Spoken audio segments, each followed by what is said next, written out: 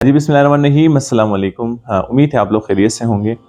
आज एक hard topic है जिस पे लोग ज़्यादा बात नहीं करते, लोग ज़्यादा सुनना भी नहीं चाहते हैं, क्योंकि उस चीज़ में जो है हम अपनी नफ़ा नहीं बल्कि नुकसान समझते हैं। हम अपनी उस चीज़ को अपने ऊपर बोझ समझते हैं। ठीक है जी, वो है विरासत और बेटियों की विरासत का मैं आज बात करूँगा। और विरासत ये नहीं कि हम सिर्फ माल और जायदाद में जो है बेटियों का हम हक़ अदा करें, बल्कि हम ज़िंदगियों में जो है अपनी बेटियों का हक़ अदा करें। ठीक है, हम अपनी बहन का हक़ अदा करें। और मतलब इसी तरीके से हम पाकिस्तान में जो है अगर हम रह रहे हैं, इस्लामी जमहूरिया पाकिस्तान है और इस्लामी तालीमात के मुताबिक अगर हम ज़िंदगी गुजार रहे हैं, तो मेरे ख़्याल में हमें इस चीज़ पर बात करनी चाहिए जो कि ज़्यादातर लोग सुनना नहीं चाहते। मैं यहाँ पर कुछ मैं स्टडी कर रहा था, तो मैंने कुछ अहादीस जो हैं वो मैंने पहले वो मेरी नज़र से गुजरे हुए इक़्तिबास के हवाले से तो बड़ी अच्छी लगी। और अगर हदीस है तो खुद अंदाज़ा लगा लें कि कितना ज़ोर दिया गया है बेटियों के हुकूक़ पर, कितना ज़ोर दिया गया है बेटियों के एग्जिस्टेंस पर। और हम कहेंगे ये रहमत है। ठीक है, तो अपनी सोसाइटी में हम मतलब इस रहमत को जो है बिल्कुल रहमत ही कंसिडर कर लें और अपने आप को एक ब्लेस्ड पर्सन कंसिडर करके अगर हमारे घरों में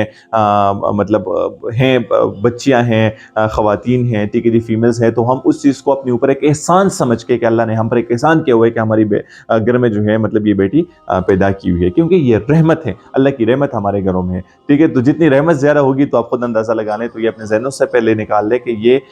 मतलब बेटी है तो इसका कोई मतलब हमारे ऊपर हक़ नहीं है, जायदाद में हिस्सा नहीं है, एजुकेशन में कोई इसका हक़ नहीं है। तो ये सारी चीज़ें हम अपने माइंड से बिल्कुल निकाल लें और इस चीज़ पे हम फोकस करें कि जिस तरह मेरा हक़ है उसी तरह मेरी बहन का हक़ है, जिस तरह मतलब मेरे बेटे का हक़ है उसी तरह मेरी बेटी का भी हक़ है। तो हम इसी चीज़ को बिल्कुल अपनी सोसाइटी में इस चीज़ पे बहुत ज़ोर दें। मैं दो हदीस आपके सामने में रखता हूँ। पहले तिरमिज़ी की एक हदीस शरीफ है और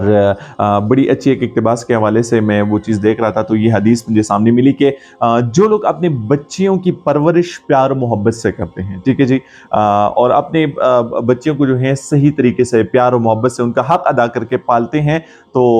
वो वालिदैन के लिए जहन्नम से छुटकारे का सबब बन जाती हैं। ठीक है जी, ये बिल्कुल मतलब तिरमिज़ी की सही हदीस है और ये आप इससे खुद अंदाज़ा लगा लें कि सिर्फ बच्चियों को पालना प्यार मोहब्बत से, ठीक है जी, बच्चियों के मतलब हुकूक अदा करना वो आपको जहन्नम की आग से मुकम्मल महफूज कर देती है। एक तो हम कहते हैं ना कि यार आपका मतलब अगर फॉर एग्जांपल छोटा बच्चा जो है वो पैदा हो जाए, बच्चा है बच्ची है, और वो अल्लाह को प्यारी हो जाए, अल्लाह को प्यारा हो जाए, अमानत है अल्लाह की, तो हम कहते हैं कि ये वालिदैन के लिए वहाँ पर क्या है, एक बहुत बड़ा अमलनामा ये बेटा है या ये बेटी है, ये छोटा बच्चा है, मतलब अपने वालिदैन को वहाँ पर सपोर्ट करेगा। लेकिन मैं आपको हदीस का ये मफ़हूम जो है ये बिल्कुल आपने सुन लिया कि अगर हम एक बेटी की परवरिश करते हैं, उनके हम हक़ अदा करते हैं, प्यार मोहब्बत से हम उनकी परवरिश करते हैं, तो जहन्नम में जो है अगर फॉर एग्ज़ाम्पल वो हमारे अमलनामे, हमारा अमल जो है हमें थोड़ा-सा इस तरफ जो है राग़िब करता है, तो ये है कि आपको बिल्कुल जहन्नम से छुटकारा वहाँ पर हासिल होता है अगर एक बेटी की परवरिश हमने सही की। ठीक है, नंबर फर्स्ट थिंग। सेकंड हदीस में देख रहा था, मुस्लिम शरीफ की हदीस है और वो है कि जिसने 2 लड़कियों की परवरिश जो है मतलब यहाँ तक कि वो बालिग हो गई हैं, लेकिन 2 बेटियों की परवरिश उसने सही तरीके से की। ठीक है जी, तो आप सल्लल्लाहु अलैहि वसल्लम ने फरमाया कि मैं और वो बंदा वो क़यामत के दिन ऐसे होंगे। अपने 2 उँगलियों की तरफ जो है वो इशारा किया और आप सल्लल्लाहु अलैहि वसल्लम ने बताया कि वो क़यामत के दिन मेरे साथ ऐसे होंगे जैसे कि ये दोनों उँगलियाँ हैं। अपने 2 बेटियों की परवरिश अगर उसने सही की, तो आप यहाँ से अंदाज़ा लगा लें, हदीस है और मतलब इसी पे हमारा ईमान है। इसी से अगर मतलब हम थोड़ा-सा भी किनारा-कशी इख्तियार करें तो हम क्या करते हैं, हम वहाँ पर जो इस्लाम का दायरा है वहाँ से मतलब हमारे निकलने के ख़तरात होते हैं, तो हदीस से हम इनकार नहीं कर सकते। तो बिल्कुल यहाँ पर हम इस बात पे अगर हमें कि पैगम्बर इस्लाम ने खुद बताया हुआ है, ठीक है जी, और मतलब प्रॉपर सही हदीस है कि अपनी बेटियों के हुकूक, अपनी बेटियों की परवरिश ये हमारे ऊपर कितना फ़र्ज़ है और फ़र्ज़ के साथ-साथ ये हमें जो है दूसरी दुनिया की मतलब जो ज़िंदगी है, जो ना ख़त्म होने वाली ज़िंदगी है, उसमें हमारा कितना साथ देती हैं। तो इसका मतलब ये है कि हम अल्लाह को कितने प्यारे हो सकते हैं, हम अल्लाह की कुर्बत कितने सही तरीके से हम मतलब हासिल कर सकते हैं अगर हम घर में अपनी बेटी का, अपनी मतलब बहन का, ठीक है जी, उनके हुकूक पर हम फ़ोकस करें और उनकी विरासत में हम जो है बिल्कुल प्रॉपर जितना हमारा हक़ है, अपनी बेटियों का हक़ भी हम दें। ज़्यादातर केसेज़ में सुनता हूँ कि मतलब बेटियाँ जो हैं वो अपनी फैमिली से डिमांड करती हैं कोई विरासत में, कोई जायदाद में, تو فیملی ان کو کیا کہتی ہیں اپنے اس سے آگ کر دیتی ہے اس ڈر سے کہ یار یہ بیٹی جو ہے کل مجھ سے جائیداد میں حصہ نہ مانگے. ٹھیک ہے, تو یہ ہماری سوسائٹی میں یہ چیز بڑی ناسور کی طرح پھیل رہی ہے. Number first thing. سیکنڈ, اگر ہم ایجوکیشن کی بات کریں, یار ایکولیٹی پر فوکس نہ کریں, اس پہ میں بار بار آپ زور دیتا ہوں اور میں آپ لوگوں کو بتاتا ہوں, میں اپنے سیشنز میں بھی بتاتا ہوں کہ یار ایکولیٹی پر آپ ٹھیک ہے فوکس نہ کریں. اگر ہم کہتے ہیں کہ یار مرد اور خواتین برابر نہیں ہے, چلے ٹھیک ہے ایکولیٹی پہ فوکس نہیں, تو یار ایکویٹی پہ تو فوکس کریں. ٹھیک ہے, ان کے جو اپنے حقوق ہیں اس چیز پہ تو آپ فوکس کریں. ان کے اپنے حقوق, ان کے اپنی جو بیسک رائٹس ہیں ان سے تو مطلب آپ ان کو محروم نہ کریں. ایجوکیشن کی بات ہے, علم کی بات ہے, تو یہاں پر دوبارہ سے ایک حدیث ہے, ٹھیک ہے جی, مطلب اس کے حساب سے, ٹھیک ہے, کہ